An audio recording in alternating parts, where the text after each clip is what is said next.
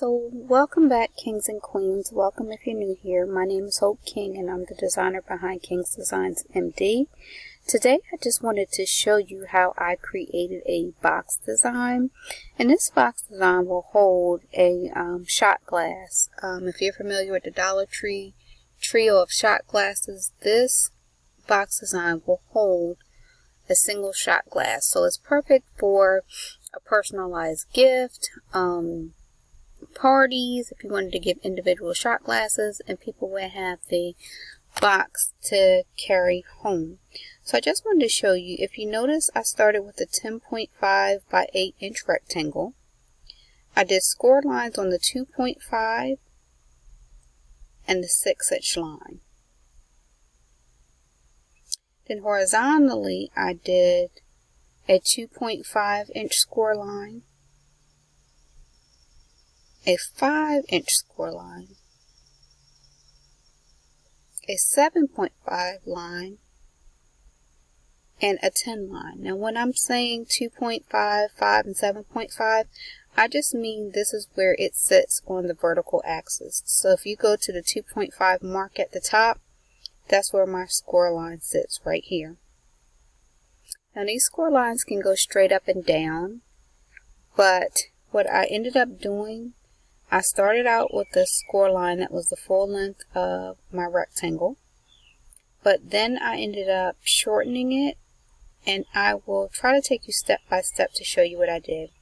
One other important piece is that I made sure I had a lip for my box.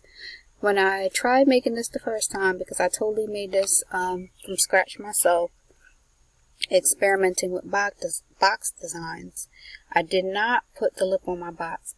And after I cut it out, I tried to add a line on the end to give my box the lip that I needed, and it ended up distorting my box. So I had some panels that were the right size, and then the last panel was slightly off, so it made it almost look like the shape of a gold bar. Like, I don't even know what else to use to describe it, but it gave it a different dimensional shape. So I just want to take you through step by step if possible to show you what I did.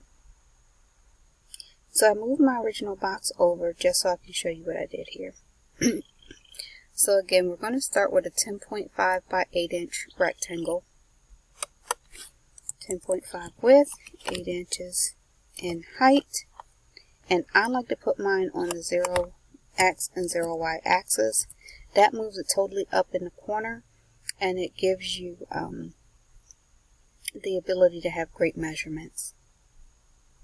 So I just picked a score line. I'm going to turn it on a 90-degree rotation, and then I'm going to extend it to 10.5.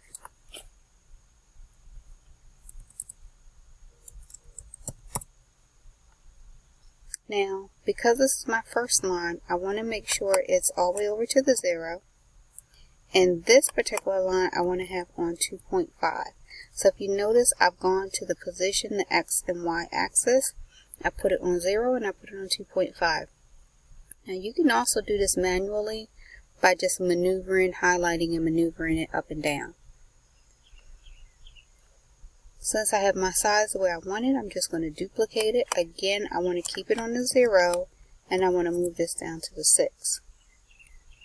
So now I have my two score lines. So if this were to come out, it would come out, if I were just to put on my Cricut right now, it would be a 10.5 by 8 inch rectangle with two score lines. So it would basically have 3 panels when it's done. The next thing I want to do is add my vertical score lines.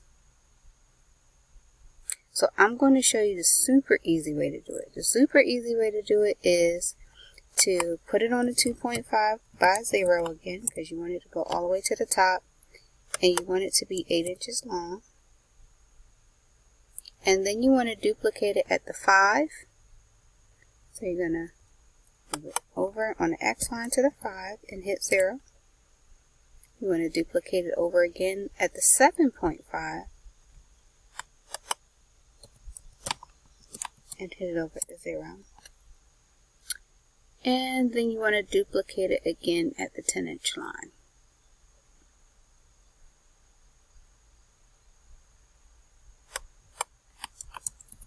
And make sure it stays on 0. And that, again, just make sure everything remains aligned to the top. Now, there's two ways that this could have been done, but the easiest way that I have found is to hide your square. So I'm going to go down here and hide my square. I'd like to group my lines so they all remain together. And at some point you're going to want to attach them, but right now I'm just grouping it. Add my square back. Now, if you notice, I have a tab on this box. So I need to create that tab on this box over here. So I do that by creating a 1/2 inch in width rectangle.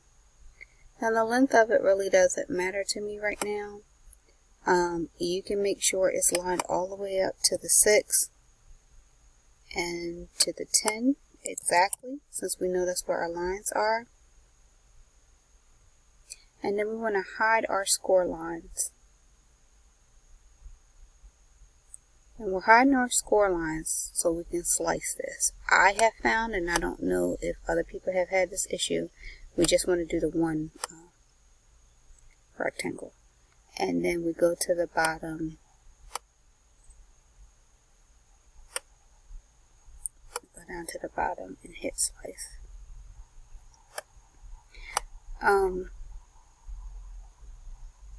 But I have found that if you have your grid lines on, Cricut won't let you slice. So, there you go. And you take out those cut pieces. And Cricut will typically show you at the top the additional pieces you have, so you don't want to search or move your box around too much, so you can see where those pieces need to come out from. I add my grid lines back, or score lines rather, back. I move that backwards so now I can see where my score lines were. I want to do the same thing at the top on the same side.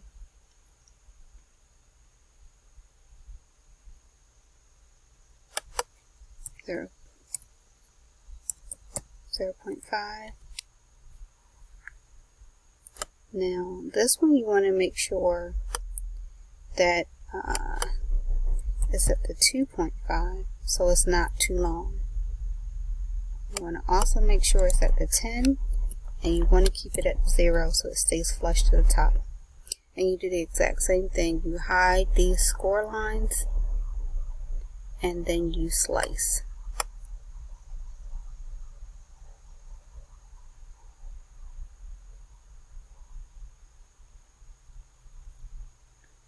Now you want to remove these slice results.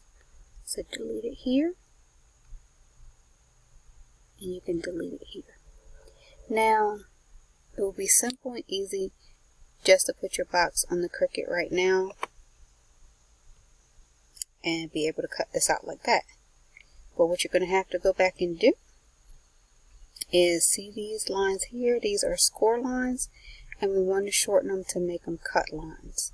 So I'm going to ungroup them, and then I'm going to put in a cut line. So at the top we know we need a 2.5 inch cut line at the 2.5 inch line. So what that means, we want to make this line at 2.5, and we know we want it to sit right here at the 2.5. So now it's going to sit exactly where we want it, and we want to duplicate that to the 5, the 7, and the 10. And we just want to make sure that we have it set to a cut line. So I'm going to set it to the 5.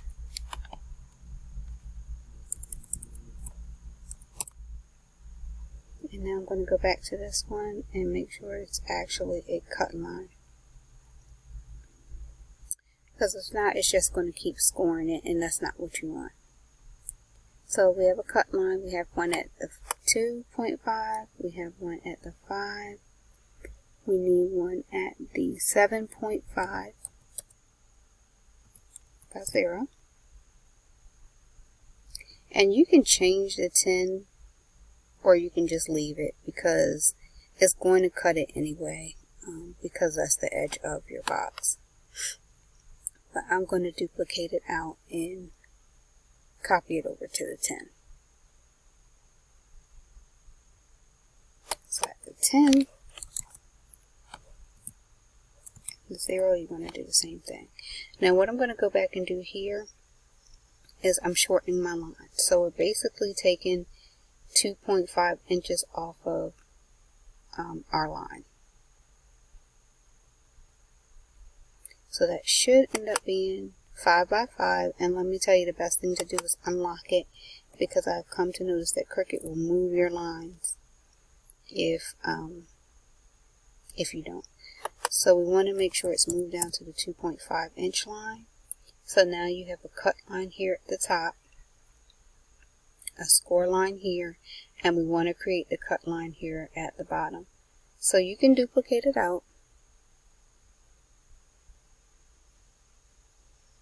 And if you want, you can manually move it, or you can use your axis lines to move it. I like to use my axis lines because it gives me a crisp, exact measurement.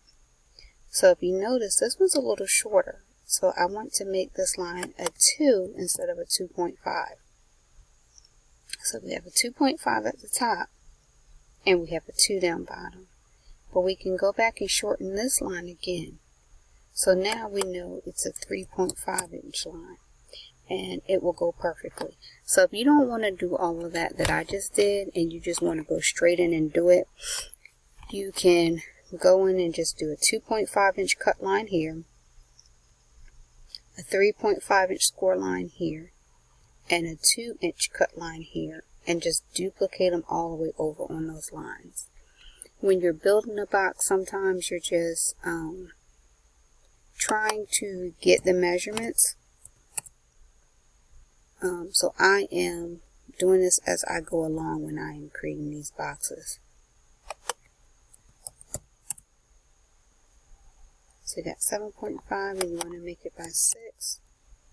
And then you have this again here that we can shorten the line to 3.5.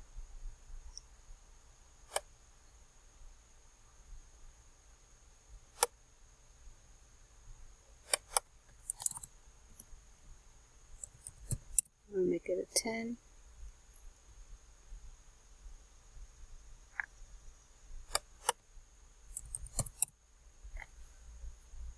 And so this is the same duplication of everything else we've done.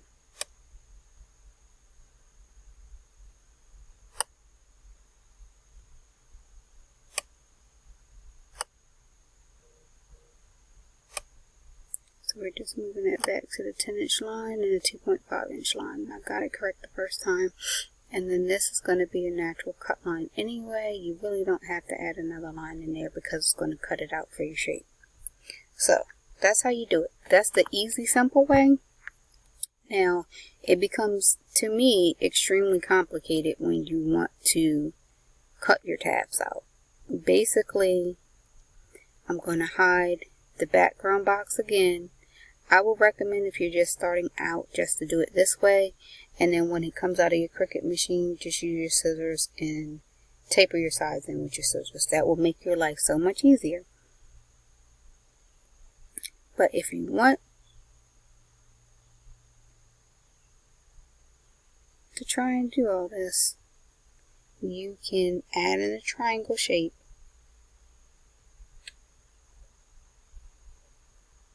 You can slim the size down to whatever you like, and you would do the same thing. You would hide your score lines and cut lines, you would highlight over it, and then you would